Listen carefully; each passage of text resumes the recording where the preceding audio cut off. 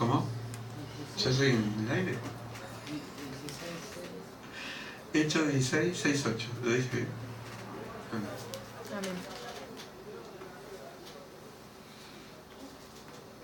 Vamos a ver un pasaje donde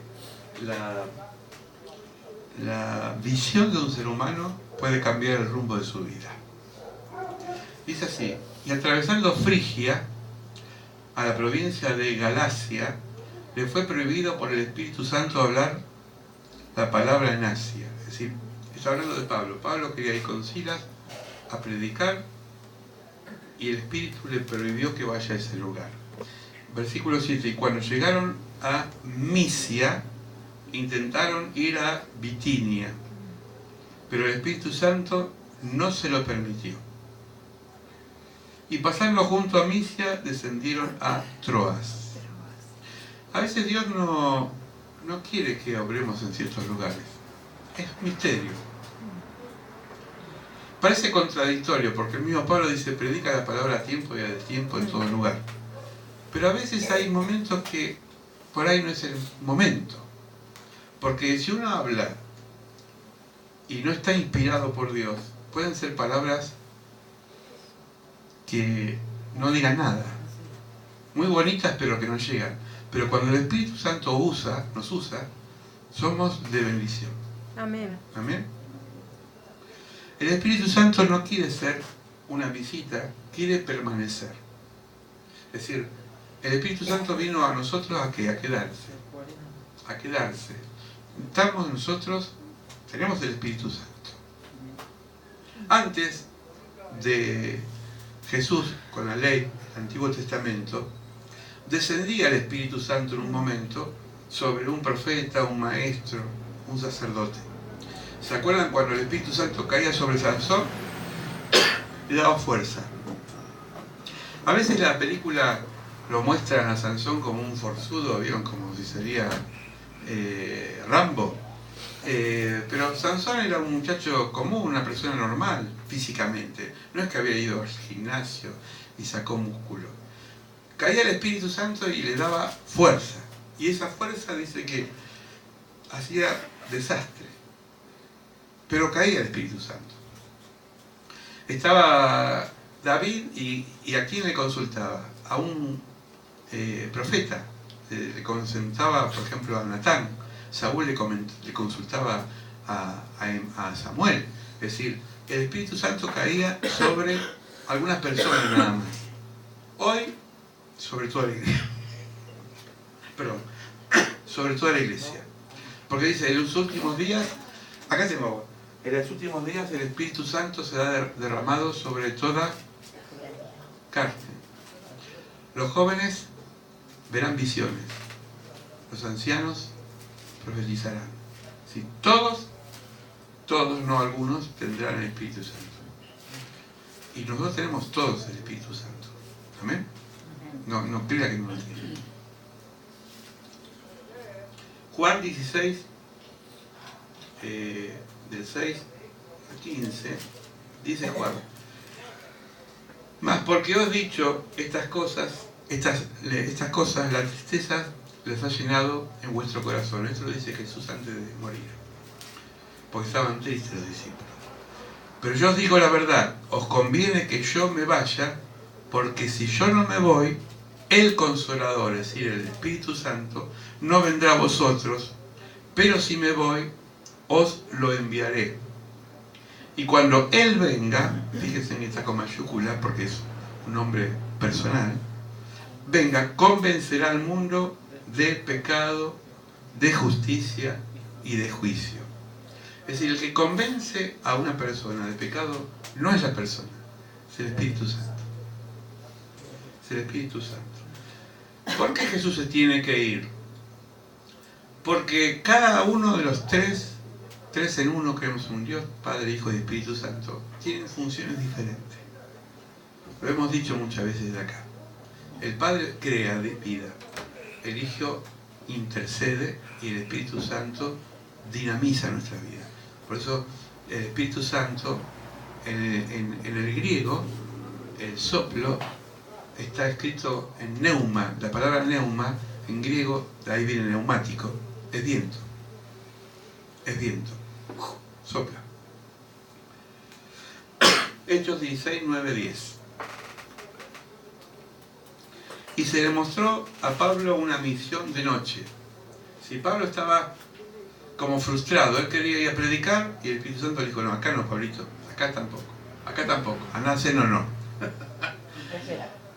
Un varón, en esa visión vio un varón macedonio que estaba en pie rogándole y diciendo, pasa a Macedonia y ayúdanos. Cuando vio la visión enseguida procuramos, esto lo dice Lucas, partir para Macedonia, dando por cierto que Dios nos llamaba para que les anunciásemos el Evangelio. Vamos a ver 5 visiones de niveles de visión. El primero es visión espontánea en la pantalla dentro de tu corazón. Es decir, vos estás orando. Esto está en el Salmo 23, 6. 1.6 dice, el Salmo de David dice, Jehová es mi pastor, nada me faltará. ¿Qué hace acá David? Declara que Dios es el pastor. Y ahora proyecta en la pantalla de su corazón un lugar plácido, dice, en lugares de delicados pastos me hará descansar. Eso es poner la imaginación en marcha. Miren qué poesía que tiene este salmo. Amén. Pero qué realidad. Fíjese que usted cierra los ojos, mira para adentro y dice, el Señor es mi pastor, nada me faltará. Y en delicados pastos, y usted se imagina unos pastos lindos, frescos, sin hormigas, que pueden descansar. Dice, junto a aguas de reposo me pastoreará. ¿Qué quiere decir agua de reposo? Antes no había canillas, como ahora que uno abría la red y entonces salía agua. El agua se bebía a través de los ríos y se bebía a través de los pozos. Entonces, el agua de reposo era el agua que refrescaba en medio del desierto y saciaba la sed. Confortará mi alma, no hay nada más rico que el agua, la verdad. Uno puede probar gaseosa, puede probar muchas cosas, pero el agua es el agua. Me guiará por senda de justicia por amor a su nombre. Y el salmista pasa del día a la noche, de la luz a las tinieblas, porque él dice, aunque ande en valle de sombra de muertes, no temeré mal alguno, porque tú estarás conmigo. Esto es una declaración. ¿Qué le decimos a Dios? Vos estás conmigo. Amén. Usted va caminando por la calle, es oscura, dice, uy, ¿quién me va a salir de la esquina? Y uno tiene que declarar, vos estás conmigo, vos estás conmigo. Tu vara y tu callado me infundirán aliento. Es una imagen bien pastoril de campo. La vara hace que la oveja no se salga del camino. Acuérdense que la oveja es un animal muy limitado, lo ve y encima es muy ingenuo, no sabe que adelante está el peligro. Segunda de Reyes, esto vendría a ser la tercera visión, que es fuera de sí mismo. Segunda de Reyes 6:17 dice, Eliseo entonces oró. Eliseo fue un profeta que fue discípulo de Elías. Elías terminó su trabajo, le pasó el manto a Eliseo. Eliseo tenía un criado llamado Giesi. Y estaba ciego espiritualmente. Giesi. ¿Saben por qué?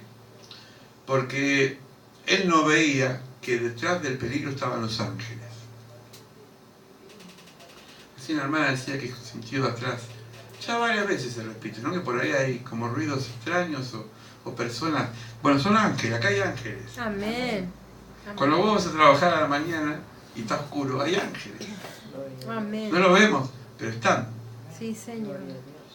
Dice, oh Señor, te ruego que abras sus ojos para que vea. Es decir, ¿qué le faltaba a Giesi? Visión. Vino como los chicos que a veces nos dicen a nosotros los padres, ¿no la ves? O uno le dice al otro, ¿no la ves, che? Yo la veo. ¿Qué ves vos? Y veo más allá. Porque a veces somos miopes. No vemos que más allá está Dios. Que más allá está la bendición. Amén. Y por más que tengamos todas, como tengo yo, Dios está conmigo. Amén. El Señor abrió los ojos del criado. Es decir, el Señor responde nuestras oraciones. Cuando vos le hablas a alguien de Dios y está ciego, decir el Señor que abra, que entienda. Abrirle los ojos, destaparle los oídos, que oiga, que escuche. Y miró, y aquí un monte estaba lleno de caballos, de carros de fuego alrededor de Eliseo. Es decir, se le abrió los ojos al criado, digo, ¡wow! El enemigo terrenal es mucho, pero mayor son los amigos que manda Dios a defendernos. Te ruego que hieras a esta gente con ceguera. Y los hirió con ceguera conforme a la palabra de Eliseo. ¿Vieron que la oración tiene poder? A veces nos matamos discutiendo con personas que piensan diferente que nosotros y Dios se encarga muchas veces de acomodar las cosas. O se convierte o te la saca de tu vida. ¿No le ha pasado? Que uno tiene un compañero de trabajo, de la escuela, qué sé yo, que es pesado, y dice, bueno, Señor, o que se convierta o sácamelo.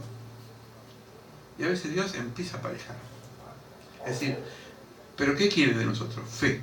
Y que veamos más allá de la circunstancia. Habacuc, el profeta Habacuc, uno de los profetas de la Biblia, declaró, aunque la higuera no dé frutos y aunque la vid no dé uvas, yo sigo confiando en el Señor. Y dice, aviva la obra en medio de los tiempos. ¿A qué obra se refiere?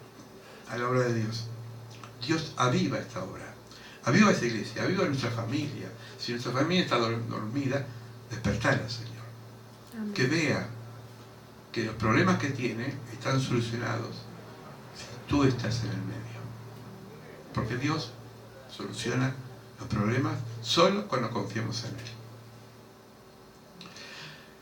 La otra vez, una persona nos pidió de ir a la... Porque a veces las personas confunden las cosas. Y nos pidió con la pastora ir a limpiarle la casa. Yo digo, bueno, vamos a llevar a Sif, a Judith. Uno va a limpiar la casa, ¿qué va a llevar? Llevarlo a limpiar. Claro, pero tiene un concepto medio de brujo, ¿no? Vamos, orar por mi vida, orar por mi casa, que el Señor la limpie. Eso no está en la Biblia, Dios no limpia. Dios te pide que te arrepientas del pecado, que vuelvas a Él, y Él va a hacer las cosas. Porque es muy fácil decir, bueno, Señor, limpia mi casa, pero yo sigo siendo la mía. La misma. Si Dios no puede ser burlado. Entonces, cuando uno se arrepiente, cuando uno vuelve a la senda de Dios, ahí empieza la limpieza. No, por más que ore el pastor y ore el siervo de Dios más conocido de la tierra, no pasa nada. ¿Me siguen? Entonces, tenemos que orar que el Señor convenza de pecado a aquellos que están fuera. Porque ¿qué es pecado? El pecado es cuando le erramos al blanco, cuando no estamos haciendo la voluntad de Dios. Por ahí no robamos, no matamos, no mentimos, no hacemos cosas aparentemente malas, pero somos desobedientes y ya estamos pecando. ¿Se entiende? Hechos 10:12 dice, y tuvo gran hambre y quiso comer, pero mientras prepararan algo, le sobrevino un éxtasis. Esta es la visión que vendría a ser, vamos a volver para atrás, la visión en trance, Hechos 10:23. ¿Quién tuvo hambre? Pedro, ¿se acuerdan? Esto lo estudiamos hace poco. Le sobrevino un éxtasis y vio el cielo abierto que descendía algo semejante a un gran lienzo que ataba a los cuatro puntas, era bajado de la tierra, en el cual había de todos los cuadrúpedos terrestres, reptiles y aves del cielo. Una visión concreta. No sé si a usted le pasó una vez. Yo le voy a contar. A la vuelta de mi casa, en Monte Chingolo, donde yo me crié, había un club que está todavía, Club Social y Deportivo Sarmiento. Y ahí íbamos a jugar a la pelota, tenía una cancha ahí, ¿no? Y yo un día estaba en el banco, porque nunca era bueno jugar a la pelota, entonces me dejaba en el banco y estaba mirando el partido. Y de pronto veo que la pelota entraba por un ventanal mucho más grande que este, en un primer piso, y rompía todo el ventanal. A los 5 minutos pasó exactamente lo que vi. Yo no creía en Dios en esa época, era muy joven, no sabía nada del mundo espiritual, pero se adelantó a mi vista a ver algo que pasó. Nunca más pasó nada, pero ese día no me lo olvidé más. Y otra vez, ahí sí era creyente, tenía 20 años, yo venía de trabajar de Capital, trabajaba en un kiosco diario en Congreso, y el tren Roca, que va de Constitución a Lanús, el último era a la 1 de la mañana, y después de Lanús a Monte Chingolo eran 40 cuadras y no había más colectivos, no era como ahora, eran épocas que los colectivos eran muy limitados en los horarios. Llovía, era invierno, había una especie de neblina de esas lluvias finitas, y yo iba caminando por la calle Caguazú, que ahora le cambiaron el nombre, en Monte Chingolo, y viene un falcon, pasa al lado mío, y siento una voz que me dice, date vuelta. Y me doy vuelta y veo que el falcon en la esquina vuelve para donde yo voy, y digo, bueno, yo no me voy a detener a ver si es policía o ladrón. Empecé a correr patita para que te veo, y le empecé a dar, y doblé sobre una calle, y el falcon, como llovía y había, mejor dicho, había neblina, vieron que las luces se proyectan, vi la luz antes que venía, y yo me puse ahí en un hall, y el falcon siguió de largo. Cuando me vieron, retrocedieron de vuelta, y entonces empecé a correr de vuelta por la calle Caguazú, parecía el correcamino, como corría, hasta que vi una casa con un tapial bajo, y me tiré ahí para ocultarme. Atrás del tapial, en el jardín, había rosas. Así que se imaginan, cuando me tiré arriba de las rosas, como quedé. Pero era tanto el miedo que me olvidé el dolor en ese momento, y las pinchaduras de las espinas. Me quedé así, escondido debajo del tapial, y veía que las luces pasaban por arriba. Pero no era la luz del auto, era una luz que lleva a veces la policía, vieron que tiene una especie de reflector gigante. Estoy hablando de la época donde había dictadura en el país, que había muchos desaparecidos. Yo no estaba metido ni en política ni nada, simplemente era un trabajador. Pero después me enteré que estaban viendo a gente que estaban yendo por la calle y los llevaban para hacerle preguntas, y algunos quedaban detenidos. Bueno, yo nunca me enteré quién me estaba buscando. Pero esa voz fue tan audible, date vuelta, que no me la olvido más. Dios a veces interviene en momentos que nosotros menos lo esperamos, porque Él está con nosotros. Amén. Por eso tenemos, con todo este tema del aborto, qué sé yo me acuerdo que mi papá decía que no creía en Dios. Pero siempre me arrimó cosas relacionadas con Dios. Y mi mamá, cuando estaba embarazada de mí, de 2 meses, no había ecografía en esa época. O no se usaba, no sé si había, hace 60 años. No había, ¿no? Bueno, ella fue a la iglesia, se agarró la panza, ya todavía no tenía, estaba de 4 meses y ya se le había 2 meses y pico. Y dijo, este o esta te lo conservo a vos, le dijo a Dios. Amén. Yo creo en la oración de una madre. ¿Se dan cuenta cómo cuando una madre sabe que lo que tiene adentro es vida, y esa vida tiene un propósito, y ese propósito puede ser algo, ¿no? Es decir, ¿por qué? Porque hay un proyecto de Dios, y Dios nunca te va a desamparar.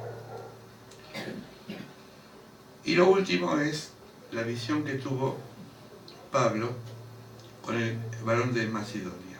Zarpando pues a Troas, vinimos con rumbo directo a Samotracia, el día siguiente a Neápolis, qué nombre, che, y allí a Filipos, ese no está más, que es la primera ciudad de provincia de Macedonia. Filipos, de ahí vienen los filipenses. Y una colonia, y estuvimos en aquella ciudad algunos días. Esto lo dice Lucas. Pablo tuvo un ministerio en Filipos, que fue el viaje a Europa, la salvación de una vendedora de púrpura, tocaya de Lidia, se llamaba Lidia por eso, una muchacha esclava que fue liberada. Pablo y Silas fueron encarcelados por liberar a esta mujer, y la salvación del carcelero, y un registro muy claro quedó en la historia. Vamos a ir a entrar a eso. Un día de reposo salimos fuera de la puerta, junto al río donde solía hacerse la oración. Miren dónde iban a orar, al río. No hay excusa, cuando uno quiere orar, puede orar en cualquier lado. Al río. En vez de tomar mate y hacerse unos... ¿cómo se llama eso? ¿Para el celular ahí? Selfie. ¿Selfie? No, estaban orando. Y sentándonos hablamos a las mujeres que se habían reunido. Es decir, Pablo no desperdiciaba oportunidad para hablar del Señor. Entonces una mujer llamada Lidia, vendedora de púrpura de la ciudad de Tiatira, ¿qué hacía Lidia? Adoraba a Dios. Adoraba a Dios. Es decir, no estaba en otra sintonía, estaba adorando a Dios. Ya lo dijimos, cuando dos personas están en comunión, Dios los conecta espiritualmente. Estaba oyendo y el Señor abrió el corazón de ella. ¿De quién? De Lidia, para que estuviese atento a lo que Pablo decía. ¿Quién abre el corazón? Dios. Por eso cuando vamos a hablarle a alguien de Dios, tenemos que decir, Señor, que su corazón esté abierto a la palabra. Amén. Bueno, no sé si Lidia era así, pero esta es la foto que conseguí. Sabía le ponía su foto. Entonces una mujer llamada Lidia, ya lo leímos, dice abajo, los creyentes comenzaron a reunirse en la casa de Lidia. Porque la iglesia, acuérdense que no había templo, se reunían en las casas.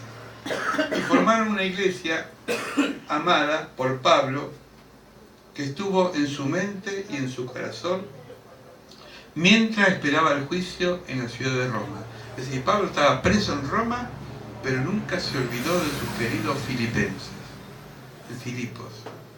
¿Cómo habrá sido ese recuerdo? Que él estaba a punto de morir por la causa del Evangelio y sin embargo su corazón, su corazoncito, tenía presente una de las iglesias que a él lo recibió y que le dio mucho amor.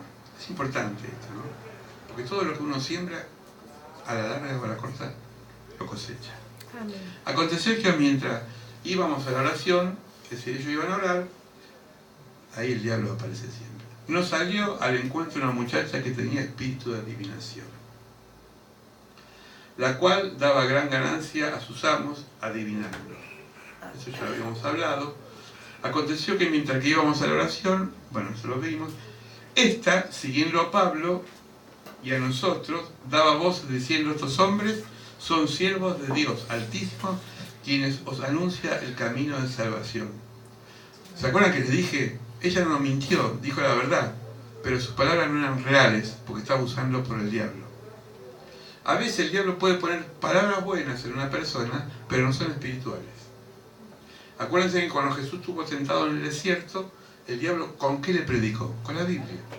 Si eres hijo de Dios, convierte estas piedras en pan, porque escrito está, dijo Satanás. Porque el diablo sabe mucho de la Biblia. Las piedras se van a convertir en pan. ¿Y Jesús con qué le refutó? Con la Biblia. Escrito está, Satanás, no solo de pan vive el hombre. El diablo de vuelta le dijo, mira, esto es un lugar alto, tirate, que escrito está, los ángeles te van a sostener. Y el Señor le dijo, ajá, quiero retruco. Ahora te voy a enseñar a vos algo. Escrito está que no tentarás al Señor tu Dios. Amén. Después de la tercera tentación, el diablo se fue. Es decir, tenemos que tener discernimiento, porque hay gente que nos puede decir, sos buena, sos hermosa, pero son adulones, instrumentos del diablo. No lo saben quizás, porque tenemos que tener olfato. Y esto hacía por muchos días, más desagradando a Pablo. Es decir, parece que no era de un día, era de varios días. Este se volvió y le dijo al Espíritu, no a ella, porque Pablo describe después en una de sus epístolas, no tenemos lucha contra personas, sino contra huestes espirituales de maldad. Te mando en el nombre de Jesucristo que salga de ella. Y salió esa misma hora. Pero viendo los amos, acá viene el problema, que había salido la esperanza de su ganancia, es decir, Pablo les pateó el negocio. Prendieron a Pablo y a Silas y los trajeron al foro ante las autoridades. peleando para ganar. ¿Cómo se...? La realidad de la pelea espiritual. Acá hay 3 puntos que me llamó la atención y se los quiero compartir. Primera de Timoteo 6:12 dice, pelea la buena batalla y echa mano a la vida eterna. Uno piensa que cuando se convierte, ya está, ¿no? Listo. Y ahí es cuando empieza uno a pelear. Siempre decimos con mi esposa, el avispero, las avispas no te pican hasta que vos metés el palo. Y te van a correr. ¿Por qué antes quizás no nos pasaban tantas cosas que ahora que somos cristianos? Porque antes no tocamos el avispero del diablo. Ahora cada vez que cantamos, cada vez que predicamos, cada vez que oramos, el diablo quiere intervenir sobre nuestra vida. Porque uno de sus peores enemigos, ¿qué es? Los cristianos. A los otros ya lo tiene ahí agarrado, pero a nosotros sabe que tenemos al Señor de nuestra parte y nos quiere tentar para que nos desviemos. Entonces, la batalla hay que pelearla todos los días. Levantarse a la mañana, tener un momento de devoción con Dios, antes de salir a trabajar, hacer un ratito, tratar de no dejar de leer la palabra, que es el alimento, y sobre todo, pelearla. Segundo, amados, dice 1 de Pedro, no os sorprendáis del fuego de la prueba que ha sobrevenido. Siempre hay pruebas. Pero si no hay prueba, no hay victoria. La victoria viene a través de la prueba. Pedro dice, el diablo como león rugiente anda alrededor buscando ¿a quién? Devorar. ¿A quién? Sobre todo a los hijos de Dios. Es decir, el diablo no duerme, nosotros dormimos, el diablo no duerme. Está organizado, tiene legiones, tiene demonios, tiene toda una estructura militar bien preparada para... Manda un demonio y le dice, andá, Elías, hay que tentarle y decirle tal cosa a Conce, a mí, manda, así. El demonio no puede estar en todos lados. El diablo es el jefe, pero él está en el infierno. Él manda a sus séquitos, ¿no? A sus demonitos. 16, 9, 21. Y viendo que los amos había salido de la esperanza de ganancia, ¿qué pasó? Prendieron a Pablo y a Silas. Hoy en este grupo de Pastores por la Gente, que también nos reunimos por WhatsApp, escuchaba a uno de los pastores que decían que se está por aprobar una ley en el Código Civil, que Dios quiera que no se apruebe, que se llama la libertad de culto, pero que entre comillas tiene una intencionalidad de dominar a las iglesias. Porque uno de los registros que pide esa nueva ley es que cada iglesia tiene que estar garantizada de que es iglesia. Ahora, yo pregunto, ¿qué gobierno, por más sabio que sea, puede determinar qué es y qué no es iglesia? Esto quiere decir que van a ejercer un control sobre la gente que se reúne. Eso es una lucha que el demonio quiere meterse para ganarla. Porque en el momento que nos controle, van a decir qué tenemos que hablar y qué tenemos que decir. Parece medio apocalíptico. Estemos atentos. Es decir, dice los amos prendieron a Pablo porque le daba ganancia. ¿Quién es el amo de ese mundo? ¿Quién es el príncipe de este mundo? ¿Quién? Satanás. Y él tiene mucha gente que le está dando pérdida, no ganancia, porque están predicando el Evangelio. Y entonces va a buscar las artimañas para frenar el Evangelio. No va a poder. Pero dice el Apocalipsis que en los últimos tiempos viene el momento de tribulación. Otra de las cosas que se hablaba en la reunión de Pastores por la Gente es esa visión del Apocalipsis que tuvo Juan, que veía a una persona con una balanza y decía que el kilo de harina valía el salario de un día. El kilo de harina, está en la Biblia, valía el salario de un día. Pregunto, ¿cuánto es el salario de un día? 300, 400. Bueno, puede llegar una harina a valer eso. ¿Y cómo vamos? Está escrito, ¿no? Por eso se puede estar preparado en vivir en estos tiempos apocalípticos, donde mucho ganará mucho, pero no servirá para nada. como que se va a invertir las cosas. Necesitamos la llanura de Dios. Y presentando a los magistrados dijeron, estos hombres, siendo judíos, alborotan a nuestra ciudad. ¡Mentira! Porque el enemigo miente. Y enseñaban costumbres que no es lícito recibir ni hacer, pues somos romanos. Hay gente que saca la tarjeta de decir yo soy esto, y porque soy esto no me tenés por qué molestar. Me acordaba de Jesús. Jesús, ¿por qué lo acusaron? Él dijo que el templo iba a ser destruido. Él hablaba de él, del templo del Espíritu. Pero los que se confabularon para llevarlo preso y matarlo dijeron, este quiere destruir el templo que es sagrado, el templo físico. Y Jesús dijo, no me quede piedra sobre piedra, y se cumplió.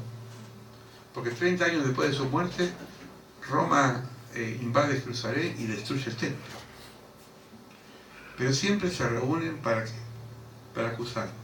Y se agolpó el pueblo contra ellos, y los magistrados, rasgándose las ropas, ordenaron azotarles con vara. Es decir, no voy a usar la palabra que uso, pero a palos, lo molieron a palos. A palos. Después de haberlo azotado mucho, los echaron en la cárcel. Una vez que estaban todos magullados por los golpes, encima los mandan para la cárcel, mandando al carcelero que los guardase con la seguridad, el cual recibió este mandato. Los metió en el calabozo de más adentro y les aseguró los pies con el cepo. Eran dos personas inocentes, no tenían armas, no tenían granadas, no tenían ametralladoras, eran dos predicadores. Los mandó al fondo de la cárcel y encima los ató las piernas con cadenas. Las pruebas. ¿Por qué sufrimos y cómo que se explica muchas veces que sufrimos? Porque uno dice, ¿por qué sufro? ¿No se pregunta de eso?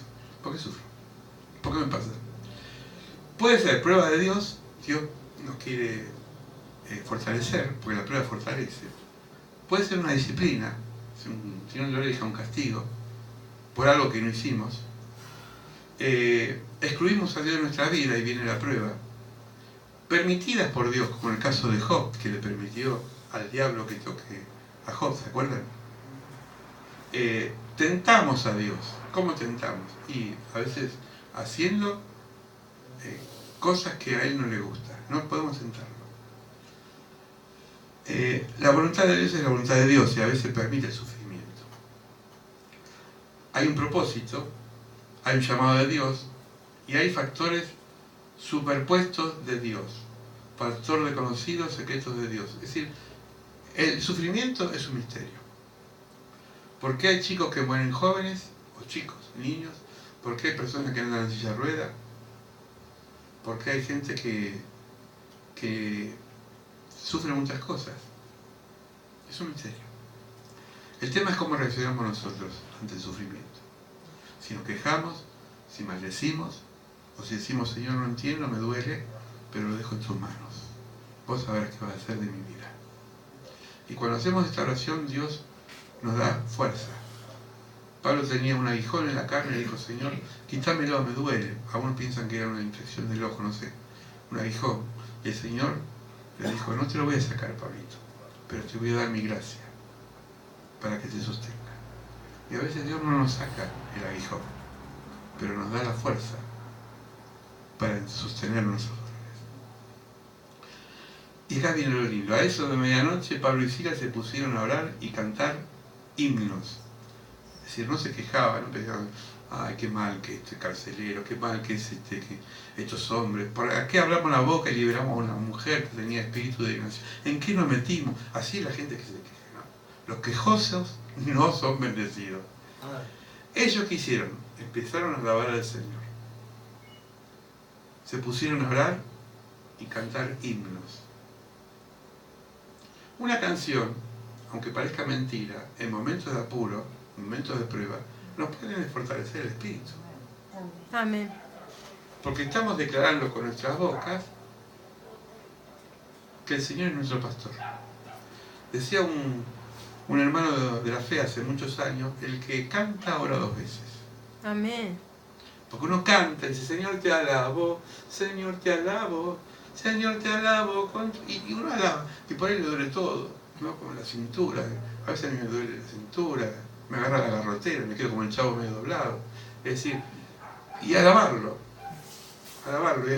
y ahí es como que Dios empieza a moverse y nos transforma. Amén. ¿Cuándo debemos alabar y adorar? Por ejemplo, el Salmo 34 dice, bendeciré a Jehová en todo tiempo y su alabanza estará continuamente en mi boca. No dice a veces, no dice cuando quiera, no dice cuando pueda, sino continuamente. Continuamente.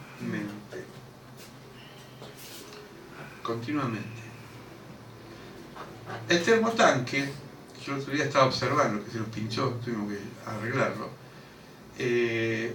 Funciona el quemador fuerte cuando el agua fluye.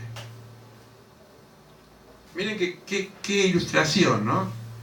Cuando fluye la alabanza, el fuego de Dios se enciende más fuerte.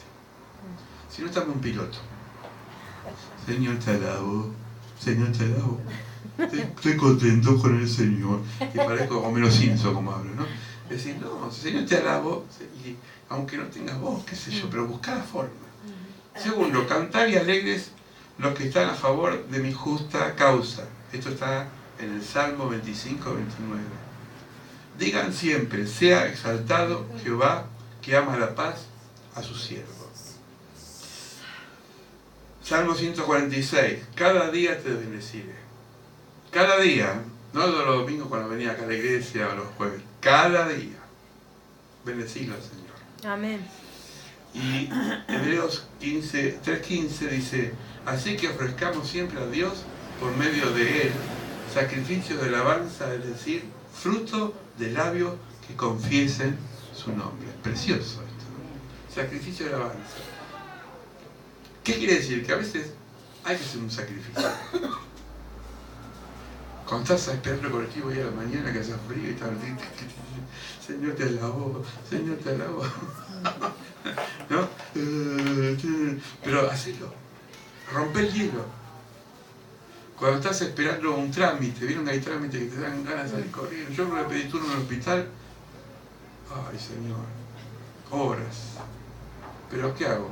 O escucho con el auricular alguna canción, algo que me levante, porque si no salgo corriendo. Yo no tengo paciencia. Y pues así, ya. Pero yo no sé. Los días fuimos juntos y digo, vamos, ya fue. No, chicos, vamos, ya está ahí.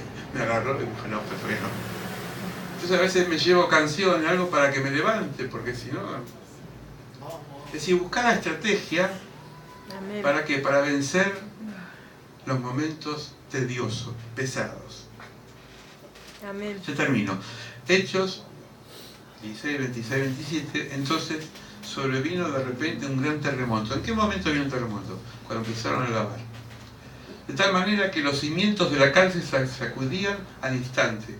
Se abrieron todas las puertas y las cadenas de todos se soltaron. Amén. Todos fueron liberados. No solamente los dos discípulos de Jesús. Todos. Despertando el carcelero y viendo abiertas las puertas de la cárcel, ¿qué hizo? Agarró, voy a whatsappear a César y le voy a decir, ¿saca una foto? No, dice, sacó la espada y se iba a matar. Claro, porque a él lo iban a matar.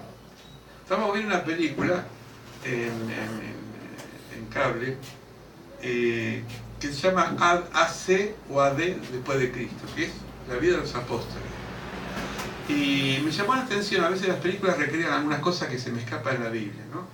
Me llamó la atención porque las veces que lo agarraban a Pablo y a Juan, le daban unos azotes tremendos y le dejaban la espalda morada y los ojos hinchados así, digo, la pucha. Uno lee y fríamente dice, lo azotaron, y claro, pero si vos ves, la película te recrea cómo quedó la cara, ¿no? Es decir, vieron la pasión de Mel Gibson que quedó hueso Jesús, no quedó nada de carne. A uno iba al cine y dice, ¡ay! Y bueno, así sufrió el Señor. Él se quería matar, porque dice, si yo no me mato, me van a matar mi jefe. Porque el que cumplía algo, incumplía algo, lo mataban. Mas Pablo clamó a gran voz diciendo, no te hagas ¿qué? Ningún mal. Todos estamos aquí. Los presos, los otros que no eran santitos, o parece pero que no eran los 2 discípulos de Jesús, podían haberse escapado. Pero cuando está en la presencia de Dios, Dios es como que organiza todo para que se produzca el propósito de Él. Todos estamos aquí, entonces pidiendo luz, se precipitó adentro y temblando se postró a los pies de Pablo y de Silas. El tipo, híjole, qué gente honesta, que su gesto me tocó el corazón. Sí, yo hubiese salido corriendo. Tengo la puerta abierta. No, pero fíjense en qué honestidad. No es el momento. A veces nosotros buscamos atajos. Somos medio, ¿no? De adelantarnos a los hechos y no esperamos. Pero Dios, cuando hace las cosas, las hace bien. Fíjense. Amén. Sacándoles le digo, Señor, ¿qué debo hacer para ser salvo? Esto, en otras palabras, le está diciendo, Señor, ¿cómo puedo ser como ustedes? Diferentes. Porque vieron ellos algo diferente. Ellos dijeron, nada más, no te tires a mis pies, no nos adores a nosotros. Cree en el Señor Jesucristo y serás salvo tú y tu casa. Creer, tú y tu casa. La historia termina que se bautizaron todos y hubo un milagro en medio de una cárcel. Hubo un milagro en medio del dolor. Hubo un milagro en medio de la desesperación. Una vez visitando una cárcel, veía a los presos cristianos, las cárceles evangélicas, vieron que tienen presos cristianos. Cantaban, pero cultos largos, claro, no tienen problemas con el horario. Pero, ¿cómo se fortalecían? Sabiendo que algunos tenían condena para rato, bendiciendo al Señor. Qué lindo con un hospital, cuando hay dolor, cuando hay, es decir, la esperanza en medio de la oscuridad, que somos nosotros, mandarla ahí. Ellos estaban presos. Se revirtió la historia a través de un dolor que ellos no quisieron provocar, porque nadie es masoquista y se quiere lastimar. Ellos no querían ir presos. Ellos obraron en consecuencia, y eso los llevó a la cárcel. Pero a veces Dios nos lleva a lugares que no queremos estar por un propósito. Amén. Acordátelo esto. Dios te va a llevar a veces a lugares que no quieres estar por un propósito. No maldigas, bendecí y espera el tiempo de Dios. Que cuando Dios hace la obra, la hace perfecta. Amén. Vamos a orar. Padre, esta es una palabra que a mí me hizo reflexionar, porque muchas veces me quejo de cosas que no entiendo. Y quiero compartirla con mis hermanos, Señor, para que podamos aprender a no quejarnos, a no ser impacientes, a empezar que detrás de cada situación, por más conflictiva que sea, está tu mano, Señor, con un propósito. Señor, hay muchos presos físicamente, pero también hay presos mentalmente, Señor, que están encadenados. Oh, Señor. Y quizás como Pablo y Silas tengamos que estar en medio de ellos. Y cantaremos y bendeciremos al Señor en todo tiempo, como dice el Salmo. Y dirán que estamos locos, que estamos en contramano, que somos anticuados, pero no nos debe importar, Señor, porque creemos en el milagro que tú puedes hacer en nuestras vidas, en los momentos difíciles, Sí, Señor. de prueba, Sí, Señor. de persecución. Señor, gracias por este itinerario de Pablo, donde ellos querían ir a predicar a un lugar y el Espíritu se los prohibió, terminando en la casa de esta hermana que le abrió su corazón y su casa para fundar una iglesia. Oh, Señor. Bendice a los hermanos misioneros que caminan de un lugar al otro de la tierra. Bendice a los médicos de frontera, Señor, que están ahora lejos de su casa haciendo cosas maravillosas. Bendice a aquellos que trabajan en los hospitales, en horarios donde están nosotros celebrando la Navidad, el Año Nuevo, y están, Señor, con momentos difíciles. Nuestras vidas, que a veces no estamos con nuestra familia, pero tú estás con nosotros. Amén. Nos angustiamos, Señor, cuando no tenemos aquellos seres que no los vamos a recuperar, pero tú estás con nosotros. Nos ponemos mal, Señor, por momentos de nuestra vida que lo hemos perdido y no hay marcha atrás, pero tú estás con nosotros, Señor. Sí, Señor. Te bendecimos en las buenas y en las malas. Te bendecimos en la prueba y en la bendición y en el gozo. Sí, Te bendecimos en el momento que hay oscuridad. Pero, Señor, muchas veces como el carcelero nos queremos matar, no físicamente, no quitarnos la vida, pero no encontramos salida. Estamos como un callejón, como un laberinto. Y viene un hermano y una hermana con una palabra de aliento y nos levanta de vuelta, Señor. Amén, Señor. Porque tú puedes hacer hablar hasta las piedras Sí, Señor. para que nosotros no nos equivoquemos. Amén. Muchas veces, Señor, en mi vida, gente que no es cristiana me ha dado palabra que venía de ti, Señor. Y me ha cambiado el rumbo. Amén. Me ha dado esperanza. Gracias. Señor, tú hablas de tantas formas y de tanta manera. Te bendecimos en esta Sí, noche. Señor. Y te pedimos que esta palabra sea cultivada en nuestro corazón. Sí, Señor. Que crezca, se desarrolle y